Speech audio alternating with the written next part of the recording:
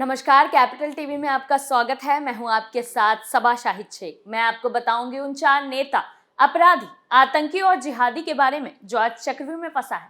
उनके कारनामों को एक्सपोज करूंगी, पूरी डिटेल में इनका कच्चा चिट्ठा खोलूंगी।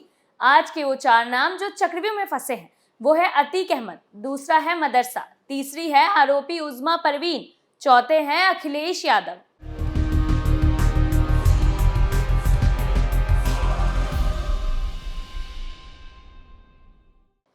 सबसे पहले बात अतीक अहमद की। माफिया अतीक अहमद, जिसका नाम सुनकर लोग थर थर कांपते थे, अब उसका रुतबा कम हो चुका है। उमेश पाल अपहरण केस में उम्र कैद की सजा सुनाए जाने के बाद उसे साबरमती जेल लाया गया। अतीक अहमद पर करीब 100 से अधिक मुकदमे दर्ज हैं। एक तब का दौर था जब अतीक अहमद के नाम का दहशत लोगों में था। खौफ का अंदाजा आप इसी से लगा सकते हैं कि जब 2012 में वो जेल में बंद था और चुनाव लड़ने के लिए उसने इलाहाबाद कोर्ट में जमानत याचिका लगाई, तो एक नहीं दो नहीं बल्कि पूरे के पूरे 10 जजों ने उसकी जमानत याचिका पर सुनवाई करने से पीछे हट गए। और एक अब का दौर है जब उसके नाम का भी महत्व नहीं दिया जाएगा। वो कैदी नंबर 17,052 से जाना जाएगा। अतीक अहमद साबरमती जेल में अब एक सजा याफ्ता कैदी की तरह जिंदगी गुजारेगा।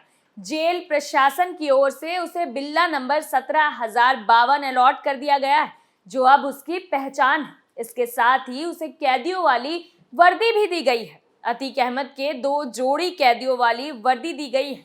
इनमें 2 जोड़ी सफेद कुर्ता पैजामा, टोपी और गमछा दिया गया है। जेल में रहते हुए अब उसे यही वर्दी पहननी होगी।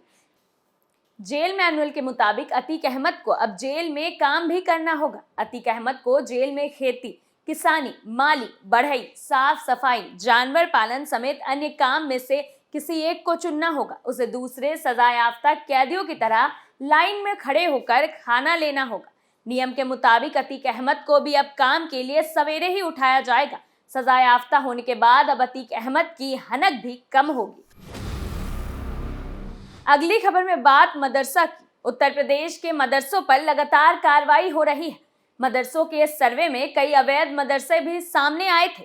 वहीं अब मदरसों में धर्म विशेष की शिक्षा दिए जाने पर इलाहाबाद हाईकोर्ट ने सवाल उठाए हैं। हाईकोर्ट ने इस मामले में केंद्र और यूपी सरकार को नोटिस जारी किया है और सवाल किया है कि जो मदरसे सरकारी पैसों से चलाए जाते हैं, क्या उनमें किसी एक धर्म विशेष की शिक्षा दी जा सकती है। कोर्ट ने कहा कि अगर ऐसा है तो क्या ये संविधान के अनुच्छेद 14, 25, 26 और 30 का उल्लंघन नहीं है। इलाहाबाद हाईकोर्ट ने मदरसों में एक धर्म विशेष की शिक्षा दिए जाने पर केंद्र और राज्य सरकार को नोटिस जारी कर जवाब मांगा है।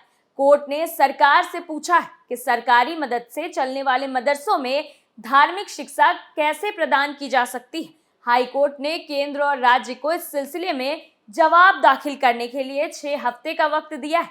इसके लिए कोर्ट केंद्र के अल्पसंख्यक विभाग के सचिव, यूपी अल्पसंख्यक कल्याण के प्रिंसिपल सेक्रेटरी से जवाब दाखिल करने को कहा है। हाईकोर्ट ने जौनपुर के मदरसा शिक्षक एजाज अहमद की याचिका पर सुनवाई करते हुए ये टिप्पणी की है और केंद्र और राज्य सरकारों से जवाब तलब किया है।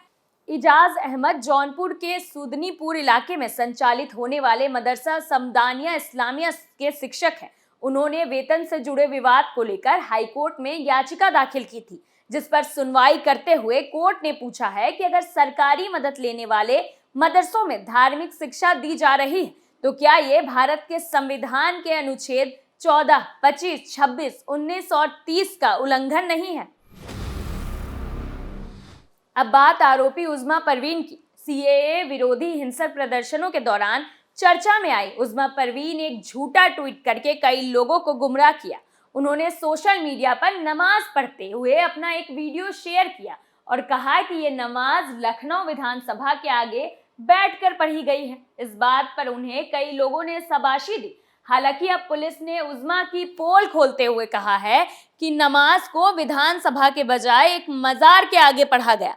इस झूठ को फैलाने के आरोप में पुलिस ने उज़मा पर एफआईआर भी दर्ज कर ली है।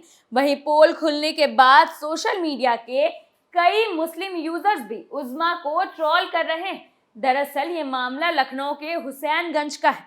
मामले में शिकायतकर्ता थाने के ही पुलिस सब इंस्पेक्टर सागर खुराना है। उन्होंने दर्ज कराई गई शिकायत में उज़्मा के ट्विटर हैंडल पर शेयर फोटो और लिखे गए शब्दों का हवाला दिया, जिसमें लिखा गया था, अल्हम्दुलिल्लाह लखनऊ विधानसभा के सामने असर की नमाज अदा की। जो ये कहते हैं हमारी नमाज पर पाबंदी लगा देंगे तो हम भी अपने हिंदुस्तान की हर सरजमी पर नमाज पढ़कर दिखा देंगे। हमारा देश आज़ाद है, इसलिए मुझे आज़ादी से नमाज पढ़ने का अधिकार है।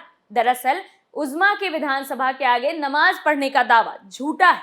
यह नमाज विधानसभा से कुछ दूर सड़क के किनारे बनी एक मजार के आगे पढ़ी गई है। पुलिस ने इस हरकत को समाज में अशांति फैलाने वाला बताते हुए उज़्मा पर आईपीसी की धारा 153, 200, 283 और 290 के साथ आईटी एक्ट की धारा 66 के तहत केस दर्ज कर लिया है। पोल खुलने के बाद भी उज़्मा ने अपनी बयानबाजी जारी रखी। उन्होंने ताबड़तोड़ ट्वीट करके अपनी करतूत को चर्चा में रखने की पूरी कोशिश की।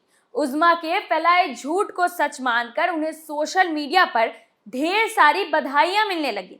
किसी ने उनके लिए कसीदे पढ़े तो किसी ने दिल भेजा।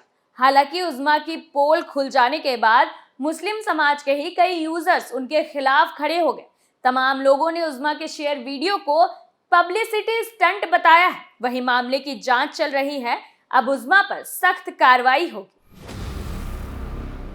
चौथी खबर में बात अखिलेश यादव की। यूपी के डिप्टी सीएम केशव प्रसाद मौर्य ने उत्तर प्रदेश में होने वाले नगर निकाय चुनाव को लेकर सीटों के आरक्षण की लिस्ट जारी हो चुकी है। इसी बीच यूपी के डिप्टी सीएम केशव प्रसाद मौर्य ने बड़ा दावा किया है। यूपी निकाय चुनाव पर डिप्टी सीएम केशव प्रसाद मौर्य ने कहा कि भारतीय जनता पार्टी निकाय चुनाव हो, विधानसभा के चुनाव हो या कोई अन्य चुनाव हो, उसकी तैयारी पहले से करती है। इस चुनाव की तैयारी 1 साल पहले से चल रही है। निकाय के जो मतदान केंद्र हैं वो अलग प्रकार के होते हैं, लेकिन लोगों को बीजेपी पर भरोसा है। ना सपा पर, ना बसपा पर, ना कांग्रेस पर भरोसा है। उन्हें केवल बीजेपी पर भरोसा है, क्योंकि बीजेपी है तो विकास और सुशासन है, बीजेपी है तो खुशहाली है, वरना केवल भ्रष्टाचार ही भ्रष्टाचार है। निकाय चुनाव में बीजेपी अधिक सफलता हासिल करेगी।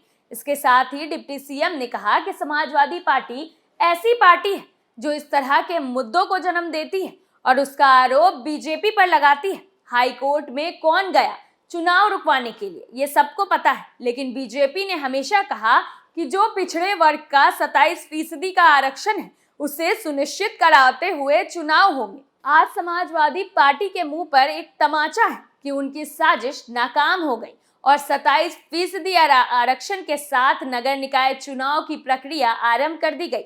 पार्टी के स्तर पर भी हमारी तैयारी दुरुस्त और मजबूत है। प्रत्याशी को लेकर बीजेपी चर्चा कर रही है। समय के साथ प्रत्याशी भी बीजेपी घोषित कर देगी। फिलहाल के लिए चक्रव्यूह में मेरे साथ इतना ही। ऐसे लोगों के लिए आप क्या राय रखते हैं, हमें कमेंट्स करके जरूर बताएं। तो फिर इजाजत दीजिए, कल फिर कौन किसके चंगुल में फंसेगा नए मुद्दों के साथ फिर पेश होंगे और दिखाएंगे कई और सनसनीखेज खुलासे। तब तक के लिए देखते रहिए कैपिटल टीवी। नमस्कार।